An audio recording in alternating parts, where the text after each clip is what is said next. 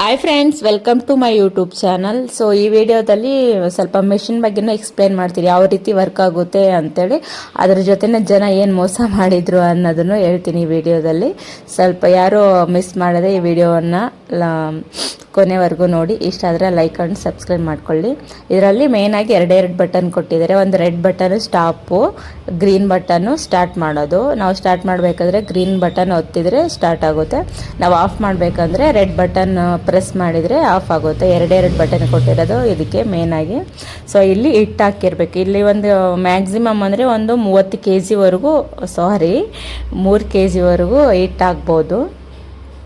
ಈ ಥರ ಬರುತ್ತೆ. ಅಂದರೆ ಫಸ್ಟ್ ಸ್ಟಾರ್ಟಿಂಗ್ ಇದೇ ಥರನೇ ಬರುತ್ತೆ ನೋಡಿ. ಇದು ಹಿಟ್ಟು ನೋಡಿ, ಫಸ್ಟ್ ನೀವು ಹಂಗೆ ಹಿಟ್ಟು ಅಬ್ಸರ್ವ್ ಮಾಡಿ. ಜನ ಏನೇ ಮೋಸ ಮಾಡಿದ್ರು ನನಗೆ ಅಂತ ಹೇಳ್ತೀನಿ. ಫಸ್ಟ್ ಆ ಹಿಟ್ಟು ಬಂದಿರೋದು ನೋಡಿದ್ರೆ ಅಲ್ಲಿ ಆಲ್ರೆಡಿ ನಾನು 2 times ಹಾಕಿರೋದು ಇದರಲ್ಲಿ. ಹಂಗೆ ಫುಲ್ ಲೆಂತ್ ಆಗುತ್ತೆ ಅಂತೇಳಿ ಆಲ್ರೆಡಿ ನಾನು 2 times. ನಾವು ಯಾವುದೇ ಹಿಟ್ಟು ಕಲಿಸಿದ ತಕ್ಷಣ ಒಂದು 3 times ಹಾಕಿದ ತಕ್ಷಣ ರೊಟ್ಟಿ ಬಂದುಬಿಡುತ್ತೆ ಪರ್ಫೆಕ್ಟಾಗಿ.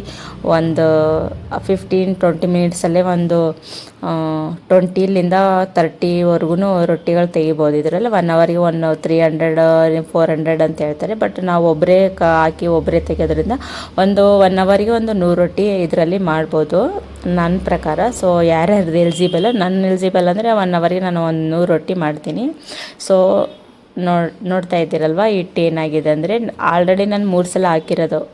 ಅದರಲ್ಲಿ ಫಸ್ಟು 2, 3ನೇ ಸಲ ಅಂದರೆ ಈ ಥರ ನಾನು ಮತ್ತೆ ರಿಪೀಟ್ ಹಾಕ್ತೀನಲ್ವ ಬಿದ್ದ ನಂತರ, ಅದು 3ನೇ ಸಲ ಹಾಕಿರೋದು. ಆದರೂ ಇನ್ನೂ ರೊಟ್ಟಿ ಬರ್ತಾನೆ ಇಲ್ಲ ಇದರಲ್ಲಿ.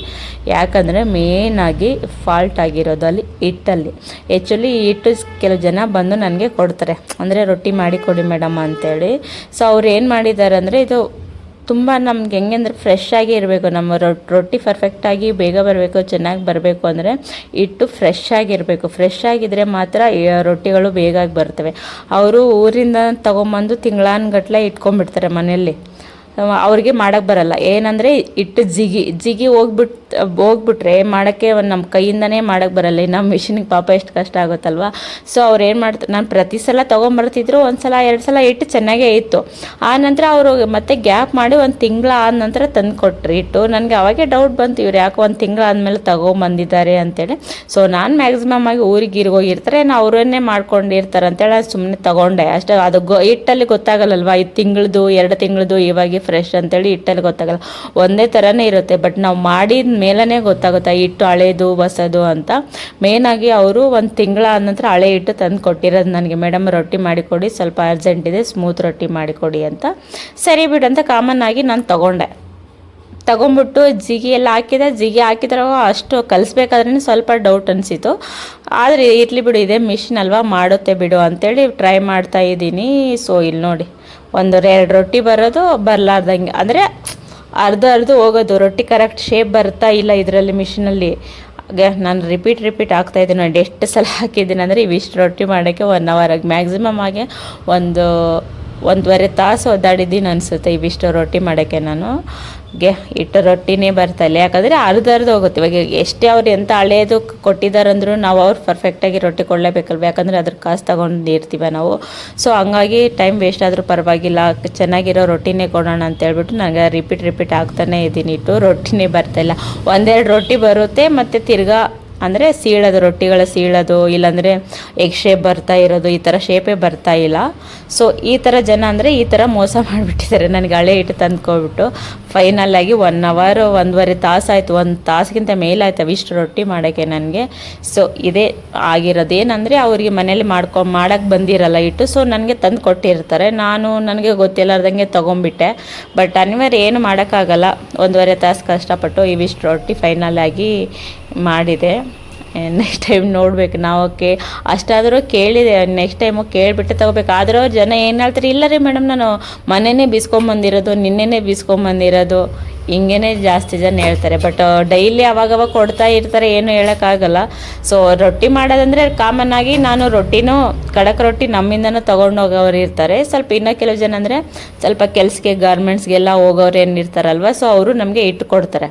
ಅಂದರೆ ಅವರು ರೊಟ್ಟಿ ತಿನ್ನೋರು ಡೈಲಿ ಉತ್ತರ ಕರ್ನಾಟಕ ಸೈಡ್, ನಮ್ಮ ಸೈಡ್ ಜನನೇ. ಸೊ ಡೈಲಿ ರೊಟ್ಟಿ ತಿಂತಾರೆ. ಕೆಲವು ಟೈಮಲ್ಲಿ ಇಟ್ಕೊಡ್ತಾರೆ, ಯಾಕಂದರೆ ಅವರಿಗೆ ಹುಷಾರಿಲ್ಲಾರ್ದಾಗ ಮತ್ತು ಕೆಲಸ ಜಾಸ್ತಿ ಇದ್ದಾಗ ಮಾಡೋಕ್ಕಾಗ್ಲಾರ್ದೆ ಕೆಲವು ಜನ ಕೊಡ್ತಾರೆ. ಅಂದರೆ ಕೆಲವು ಜನ ಕೊಟ್ಟಿರೋ ಹಿಟ್ಟು ಎಲ್ಲ ಚೆನ್ನಾಗೇ ಇರುತ್ತೆ. ಬಟ್ ಇನ್ನೂ ಕೆಲವು ಜನ ಕೊಟ್ಟಾಗ ಈ ರೀತಿ ಆಗುತ್ತೆ. ಈ ಸಲ 2ನೇ ಸಲ ಆಗಿರೋದು ಈ ಹಿಟ್ಟು. ಸೊ ರೊಟ್ಟಿ ಬರುತ್ತೆ ಅಂದರೆ ಕಷ್ಟಪಟ್ಟು ಮಾಡಬೇಕಂದ್ರೆ ನಾವು 1 ಅವರಿಗೆ ಒಂದು 100 ರೊಟ್ಟಿ ಮಾಡೋರು 1 ಅವರಿಗೆ ಒಂದು 30ರಿಂದ 40 ರೊಟ್ಟಿ ಮಾಡಬೇಕಾಗುತ್ತೆ. ಯಾಕಂದರೆ ರಿಪೀಟ್ ಆಗ್ತಾನೆ ಇರಬೇಕು, ಅದು ಚೆನ್ನಾಗೇ ಬರೋದೇ ಇಲ್ಲ. ಕೊನೆ ಲಾಸ್ಟ್ ಫೈನಲ್ಲಾಗಿ ನಾನು ತೋರಿಸಿದ್ನಲ್ಲ 1.5 ತಾಸು ಆದಮೇಲೆ ಅವಿಷ್ಟು ರೊಟ್ಟಿ ಬಂದಿರೋದು. ಸೊ ಜನ ಈಗೂ ಇರ್ತಾರೆ ಅಂತ ಅನಿಸುತ್ತೆ. ಸುಮ್ಮನೆ ಯಾವುದೋ ನಾನು ಒಂದೊಂದು ಸಲ ಕೆಲಸನೇ ಇರುತ್ತೆ, ಯಾಕೋ ಸುಮ್ಮನೆ ತೊಗೊಂಬಿಟ್ನಲ್ವ ಈ ಹಿಟ್ಟು ಅಂತ ಅನಿಸುತ್ತೆ. ನಮಗೇನು ಗೊತ್ತಿಲ್ಲ, ಏನೋ ಹಿಟ್ಟು ಕೊಟ್ಟಿರ್ತಾರೆ, ಏನೋ ಒಂದು 30 ನಿಮಿಷದಲ್ಲಿ ಮಾಡಿಕೊಟ್ರೆ ಆಯಿತು ಬಿಡು ಅಂದ್ಕೊಂಡಿರ್ತೀನಿ. 1-2 kg ಕೊಡ್ತಿರ್ತಾರೆ ಒಬ್ಬೊಬ್ಬರು. ಇವರು 2 kg ಕೊಟ್ಟಿರೋದು. ಸೊ ಒಂದು 60 ರೊಟ್ಟಿ ಆಗಿರೋದು. ಸೊ ಹಂಗಾಗಿ ಹಿಂಗೆ ಇರುತ್ತೆ ಜನದ್ದು ಸಮಸ್ಯೆ, ನಾವೇನು ಮಾಡೋಕ್ಕಾಗಲ್ಲ. ಸೊ ಫೈನಲ್ ಆಗಿ ರೊಟ್ಟಿ ರೆಡಿ ಆಗಿದೆ. ರೊಟ್ಟಿ ಸ್ಮೂತಿನೇ ಆಗಿದೆ. ಅವ್ರು ಸ್ಮೂತ್ ಬೇಕಂದ್ರೆ ಮೇಯ್ನಾಗಿ ನೀರು ಹಚ್ಚಂಗಿಲ್ಲ ಅಂತ ಇನ್ನೊಬ್ರು ಕೇಳಿದರು. ಸೊ ನೀರು ನಾನು 2 ಥರ ಮಾಡ್ತೀನಿ. ಕಡಕ್ ರೊಟ್ಟಿ ಬೇಕಾದರೆ ನೀರು ಹಚ್ತೀನಿ, ಈ ಥರ ಸ್ಮೂತನ್ ರೊಟ್ಟಿ ಬೇಕಾದರೆ ನೀರು ಹಚ್ಚಲ್ಲ. ಇದೇ ಥರ ಸುಟ್ಟರೆ ಮೇಲೆ ಚೆನ್ನಾಗಿ ಚಪಾತಿ ಥರ ಉಬ್ಬುತ್ತೆ. ಸೊ ಇದರಿಂದ ಸ್ಮೂತಾಗಿರುತ್ತೆ ರೊಟ್ಟಿ. ನಾವು ನೀರು ಹಚ್ಚಿದ್ರೆ ರೊಟ್ಟಿ ಉಬ್ಬಲ್ಲ. ಸೊ ಹಂಗಾಗಿ ಅಷ್ಟು ಸ್ವಲ್ಪ ಅಂದರೆ ಕಡಕ್ಕಾಗಿ ಬರುತ್ತೆ ಅದು. ಹಾಗಾಗಿ ನಾನು ಕಡಕ್ ರೊಟ್ಟಿ ಮಾಡಬೇಕಾದ್ರೆ ನೀರು ಹಚ್ತೀನಿ. ಸೊ ಈ ಥರ ಸ್ಮೂತೇ ರೊಟ್ಟಿ ಬೇಕಂದ್ರೆ ನಾನು ನೀರು ಹಚ್ಚಲ್ಲ ರೊಟ್ಟಿಗೆ. ಸೊ ಇದೇ ಥರನೇ ಸುಡ್ತೀನಿ. ಬಟ್ 2 ನೀರು ಹಚ್ಚಿದ್ರಿಂದ ಆ ಥರ ಸುಡೋದ್ರಿಂದ ಟೇಸ್ಟ್ ಏನು ಡಿಫ್ರೆಂಟ್ ಏನಿರಲ್ಲ. ಯಾಕಂದ್ರೆ ನಾನು ಎಲ್ಲನೂ ಟ್ರೈ ಮಾಡಿದ್ದಾಯಿತು. ನೀರು ಹಚ್ಚಿದ್ರೂ ಅದೇ ಟೇಸ್ಟ್ ಬರುತ್ತೆ, ನೀರು ಹಚ್ಚಲಿಲ್ಲ ಅಂದರೂ ಇದೇ ಟೇಸ್ಟ್ ಬರುತ್ತೆ. ಡಿಫ್ರೆಂಟ್ ಏನು ಅನಿಸಲ್ಲ, 2 ಸೇಮೇ ಇರುತ್ತೆ. ನೀರು ಹಚ್ಚಿ ಸುಟ್ರೂ ಸೇಮೇ ಇರುತ್ತೆ, ನೀರು ಹಚ್ಚಿ ಸುಳ್ಳಿಲ್ಲ ಅಂದ್ರೂ ಸೇಮೇ ಇರುತ್ತೆ. ಸೊ ಡಿಫ್ರೆಂಟ್ ಅಂತೂ ನನಗಂತೂ ಏನು ಅನಿಸಿಲ್ಲ. ಸೊ ಯಾರಿಗಾದರೂ ಡಿಫ್ರೆಂಟ್ ಅನಿಸಿದ್ರೆ ಕಮೆಂಟ್ ಬಾಕ್ಸಲ್ಲಿ ಕಮೆಂಟ್ ಮಾಡಿ. ಸೊ ಈ ವಿಡಿಯೋ ಯಾರು ನೋಡಿದ್ದೀರಾ ದಯವಿಟ್ಟು ಲೈಕ್ ಮಾಡಿ. ಇನ್ನೂ ಸಬ್ಸ್ಕ್ರೈಬ್ ಮಾಡೋದೇ ನೋಡ್ತಿದ್ದೀರಾ ದಯವಿಟ್ಟು ಸಬ್ಸ್ಕ್ರೈಬ್ ಮಾಡಿ. ನೆಕ್ಸ್ಟ್ ವಿಡಿಯೋದಲ್ಲಿ ಸಿಗೋಣ. Bye bye. Thank you.